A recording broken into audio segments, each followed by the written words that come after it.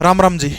आजकल आप मीडिया में देख रहे हैं, एक बाबा हैं, मध्य प्रदेश के छतरपुर जिले के गांव से आते हैं। आजकल चर्चा में है, सामने वाले व्यक्ति की बात जो हम मन की बात जानकर के एक पर्चे के ऊपर लिखने का काम करते हैं। अब आपके मन में सवाल होगा कि बाबा को कैसे पता चल जाता आज के साइंस के युग में कि कोई बंदा सामने है, वो कहां से आया है, क्या काम करता है, क्या तकलीफ है, बाबा वो मन की बात कैसे जान सकते हैं। दरअसल ये सिद्धियां होती हैं, वो शक्तियां होती हैं जिनके कारण बाबा वो मन की बात जानते हैं। उन्हीं शक्तियों के बारे में, उन्हीं सिद्धियों के बारे में बात करूंगा। अब ये बाबा जो है चर्चा में क्यों आया, दरअसल महाराष्ट्र का एक नागपुर पड़ता है, आपको पता है, जहां पर राष्ट्रीय स्वयंसेवक संघ का मुख्यालय, वहां पर वो कथा वाचन के लिए गए थे, कथा भी करने का काम करते हैं। वहां पर एक संस्था है जिसका नाम है अंधश्रद्धा निर्मूलन समिति। उसके एक नेता है या फिर उसके कोई संरक्षक है जिनका नाम है श्याम मानव। उन्होंने बाबा को एक चमत्कार जो दिखा रहे, बाबा कहा कि आप अगर चमत्कार दिखा रहे हैं तो आप मेरा चैलेंज स्वीकार करिएगा।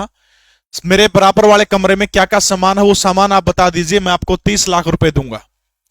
अब कहते हैं कि ये चैलेंज सुन के बाबा कथा छोड़ करके भाग गए और रायपुर चले गए। खैर इसके पीछे सच क्या है, इसके बारे में तो बाबा बहुत बार बयान दे चुके हैं। लेकिन रायपुर के अंदर जो कथा हो रही है उसके अंदर जो धीरेन्द्र शास्त्री जो है, बाबा जो है जिनका नाम है पंडित धीरेन्द्र कृष्ण शास्त्री, इन्होंने चैलेंज को स्वीकार कर लिया और स्वीकार करके कहा कि आप आइए मेरे पास और मैं आपके कमरे में क्या क्या रखा है मैं आपको बताऊंगा। अगर मैंने बता दिया तो जिंदगी भर गुलाम रहना पड़ेगा। अब श्याम मानव वहां पर नहीं आए। अब आपके मन में सवाल होगा कि क्या बाबा ये बता देते कि साइड वाले कमरे में क्या रखा है। अगर आप मुझसे पूछें तो बिल्कुल आसान सी भाषा में कहूंगा, हाँ वो बता सकते थे।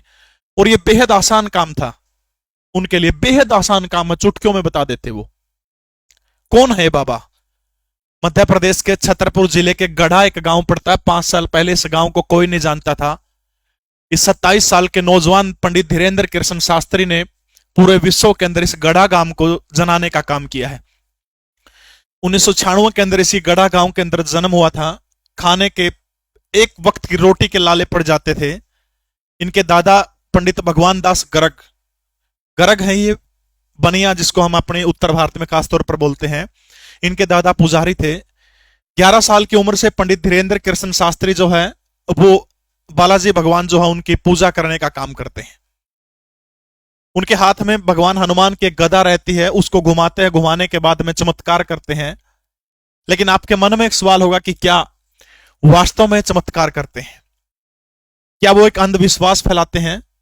क्या कुछ शक्तियां हैं? उनका जवाब मैं उनको देने का काम आप लोगों को करूंगा। दरअसल रायपुर के अंदर नेशनल मीडिया के सामने, देश के बहुत सारे मीडिया चैनल थे, उनके सामने बाबा ने चैलेंज दिया कि श्याम मानव यहां पर आए, मैं आपका चैलेंज स्वीकार करता हूं। लेकिन वो नहीं आए। अब आपके मन में सवाल होगा कि वो क्या शक्तियां हैं, वो कौन सी शक्तियां हैं जो पंडित धीरेन्द्र कृष्ण गर्ग शास्त्री को आकर के बताने का काम करती हैं।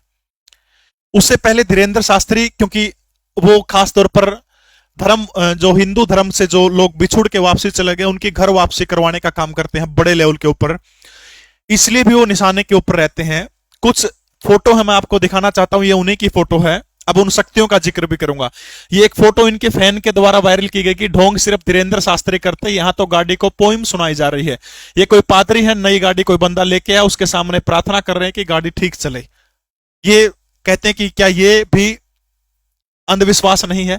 एक और तस्वीर दिखाता हूं जो बहुत वायरल हो रही है। ये पंडित धीरेन्द्र कृष्ण शास्त्री हैं, कोई ब्रिटिश महिला है, उनसे गले मिल रहे हैं। ये फोटो बहुत ज्यादा वायरल हो रही है कि देखिए किस तरह से गले मिलते हुए एक साधु को शोभा नहीं देता। अगर मेरा पर्सनल ओपिनियन आप इसके अंदर समझो तो साधु जो होता है दिल से मिलने की भावना होती है। हम माँ से भी गले मिलते हैं, हम बहन से भी गले मिलते हैं, क्या वहां पर हम गलत हो जाते हैं? अब इसके मन की भावना, इनके मन की भावना क्या है उसको कौन समझ सकता है? इस तरह के फोटो लगा के वायरल करना क्या उचित नहीं है। अब आपके मन में सवाल होगा कि वो शक्तियां, वो ताकतें कौन सी हैं? क्या सचमुच भगवान हनुमान आकर के उनको बताते हैं जैसे वो बालाजी का नाम लेते हैं? मेरा उत्तर है नहीं। भगवान हनुमान इतने सस्ते नहीं है कि वो किसी को आकर के बताएं कि सामने वाले के मन में क्या चल रहा है। अब वो शक्तियां देख लीजिए कौन सी है। सबसे पहला नाम है, एक सिद्धि है जिसका नाम है कर्ण पिशाचिनी सिद्धि। कर्ण पिशाचिनी सिद्धि, ठीक है। हो सकता है आप मेरे को बेवकूफ कहें, लेकिन आप इस सिद्धि के बारे में गूगल में सर्च करना कि कर्ण पिशाचिनी सिद्धि क्या होती है। दरअसल ये जो सिद्धि होती है, तांत्रिक विद्या होती है, कुछ मंत्र उच्चारण का आपको गहन अध्ययन करना पड़ता है, सालों साल इस तपस्या के अंदर लग जाते हैं। इसके बाद एक अलौकिक शक्ति होती है, एक देवी होती है, इसको कर्ण पिशाचिनी माता कहते हैं। कहते वो कान में आकर के बैठ जाती है, जो इस तपस्या को करता है उसके कान में भयंकर दर्द होता है। अगर आपको पूरी विधि जाननी है तो आप YouTube पर सर्च करिएगा कर्ण पिशाचिनी विधि, या फिर गूगल में सर्च करिएगा, आपको पूरा पता चल जाएगा कैसे कैसे इसकी विद्या करनी होती है। वो मैं उस चक्कर में नहीं पड़ना चाहता, मैं आपको सिर्फ बताना चाहता हूं कि पंडित धीरेन्द्र कृष्ण शास्त्री कैसे जानने का काम करते हैं। अब ये मंत्रोच्चारण से कठिन तपस्या होती है, उस कठिन तपस्या के मंत्रों के हवान से वो देवी आकर के कान में सब बताने का काम करती है कि सामने वाला कौन है, किस गांव से आया है, क्या काम करता है। अब एक और दिलचस्प मामला इसके अंदर, जब मैंने इसके बारे में अध्ययन किया तब पता लगा कि सामने वाले व्यक्ति के बारे में लाइव नहीं बता सकते कि ये कहां से आया, क्या कर रहा है, लिख के बताना पड़ता है। ये भी एक, नहीं तो अगर इस तरह का नियम अगर वो तोड़ेंगे, अगर सामने वाले के बारे में लाइव बता देंगे, कहते हैं कि ये देवी जो शक्तियां जो है ये कभी नहीं आती। अपने नवरात्रों के अंदर विद्याओं का जिक्र सुना होगा, 10 महाविद्याएं हैं। 10 महाविद्याओं में से एक 9वीं महाविद्या जिसका नाम है कर्ण मातंगी साधना। कर्ण मातंगी साधना, ये जो कर्ण मातंगी साधना जो है ये भी यही काम करती है। मां मातंगी जो है का काम क्या करती है, मां मातंगी जो साधक कर्ण मातंगी यंत्र होता है, किसका भी एक मंत्र उच्चारण के साथ में पूरी विधि आपको गूगल यूट्यूब पे मिल जाएगी कि कर्ण मातंगी साधना क्या होती है। अगर आपको मेरी बात पे यकीन नहीं हो रहा कि मैं अंधविश्वास फैला रहा हूं, आप गूगल करिएगा, इन दोनों विधियों के बारे में एक बार सर्च करिएगा, उसके बाद मेरी वीडियो पर कमेंट करिएगा, ठीक है। कर्ण मातंगी साधना के अंदर कान के अंदर आकर के कर्ण मां मातंगी बताने का काम करती है। सामने वाला व्यक्ति क्या करता है, इससे भूत भविष्य वर्तमान तीनों चीजों के बारे में पता चल जाता है। ये आप गूगल इनके बारे में कर सकते हैं।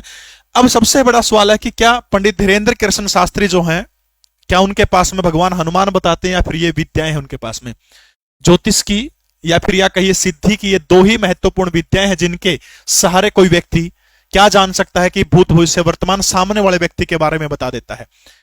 दरअसल ये जो कर्ण पिशाचिनी साधना होती है बड़ी कठिन साधना होती है। शास्त्रों के अंदर इसके बारे में जब मैंने अध्ययन किया तो कहते हैं कि यह साधना करने वाला व्यक्ति नरक भोगता है, या फिर उसका जो जिंदगी का अंतिम पड़ाव होता है वो इतना भयंकर होता है, वो इतना दुसावर होता है कि हर किसी को नहीं करनी चाहिए। इसलिए हो सकता है बाबा धीरेन्द्र शास्त्री इन विद्याओं के बारे में न बता के सीधे भगवान हनुमान की पूजा प्रेरित करने के लिए कहते हैं। सिर्फ साधक को वो आवाज सुनाई देती है, सिर्फ साधक को। अब आपके मन में एक प्रश्न होगा कि धीरेन्द्र शास्त्री आतंकवादी घटनाओं के बारे में क्यों नहीं बताते, कोरोना जैसी विश्वव्यापी महामारी आई उसके बारे में धीरेन्द्र शास्त्री ने क्यों नहीं बताया।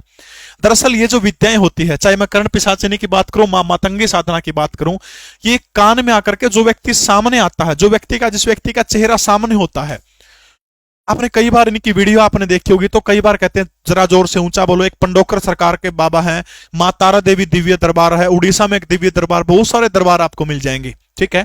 वो कहते हैं थोड़ा ऊंचे बोलो, क्योंकि उनको कान में वो देवी की आवाज आती है। इसलिए जो व्यक्ति सामने आता है और सामने वाले व्यक्ति के मन में जो सवाल है सिर्फ वही बता सकते हैं, भविष्य वाली घटनाओं के बारे में नहीं बता सकते। क्या इसकी जिंदगी में पीछे क्या क्या हुआ, सिर्फ उतना ही बता सकते हैं। ये भविष्य के बारे में इनको जानकारी नहीं होती, सिर्फ अपने तुक्के से अनुभव के आधार पर ये लोग बताने का काम करते हैं।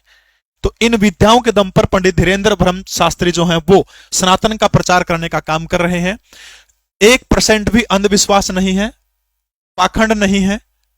हाँ, पहले गूगल करिएगा इनके बारे में, हो सकता है आप नहीं मानेंगे, क्योंकि ये सिद्धियां बड़ी कठिन सिद्धियां हैं। कोई भी व्यक्ति इनको प्राप्त कर सकता है, बशर्ते इनके नियम आपको, जो नियम है वो नियम आपको उनके फॉलो करने पड़ेंगे। पूरी विधि आप गूगल यूट्यूब में सर्च करेंगे, आपको उसकी पूरी की पूरी विधि मिल जाएगी।